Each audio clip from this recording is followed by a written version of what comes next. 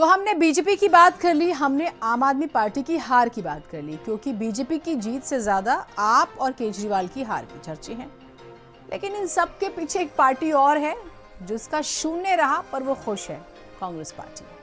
दिल्ली में बीजेपी ने ऐतिहासिक जीत दर्ज की, 27 साल बाद सत्ता में वापसी की। लेकिन पूरे देश में चर्चा बीजेपी की जीत से ज्यादा दिल्ली में आम आदमी पार्टी की हार की हो रही है। जैसा कि मैंने शुरू में कहा, आप पार्टी को मिली इस हार में सबसे बड़ा रोल किसका रहा? कांग्रेस का। कांग्रेस ने बिना कोई सीट जीते कैसे दिल्ली चुनाव में सबसे बड़ा खेल कर दिया, और माना जा रहा है कि अलग अलग राज्यों में जो नुकसान हुआ कांग्रेस को, हरियाणा, गोवा, महाराष्ट्र और ऐसे कई स्टेट, उसका बैठे बिठाए बदला ले लिया। देखिए रिपोर्ट।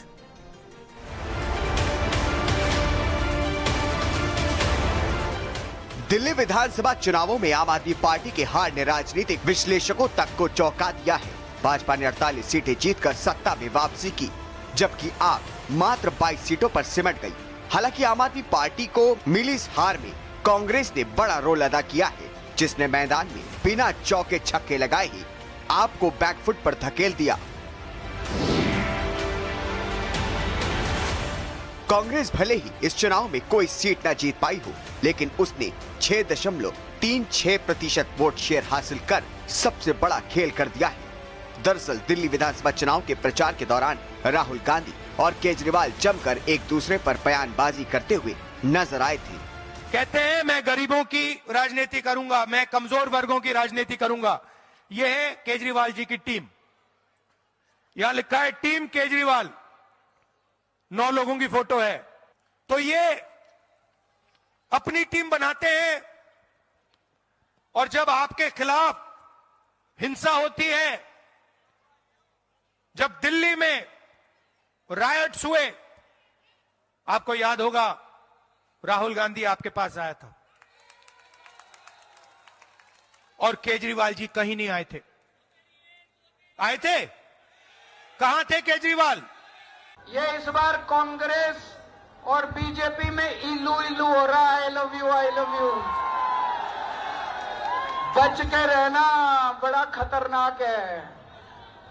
कांग्रेस को वोट मत दे देना, नहीं तो कांग्रेस को वोट देने का मतलब है बीजेपी को जिताना।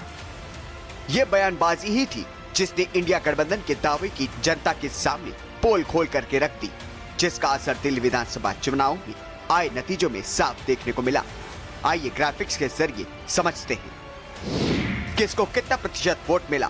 बीजेपी 45.72%, आम आदमी पार्टी 43.56%, कांग्रेस 6.36%।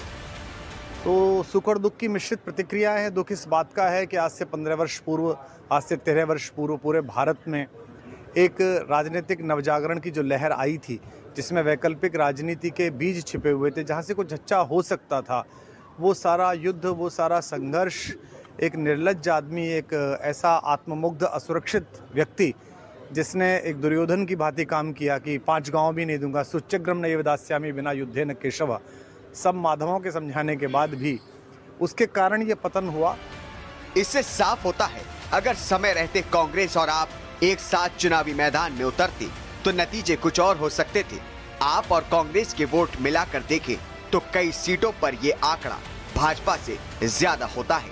अगर दोनों साथ होते तो परिणाम बदल सकते थे। स्पेशल डेस्क, भारत समाचार। और आज हमारे इस खास बुलेटिन में इतना ही। नमस्कार।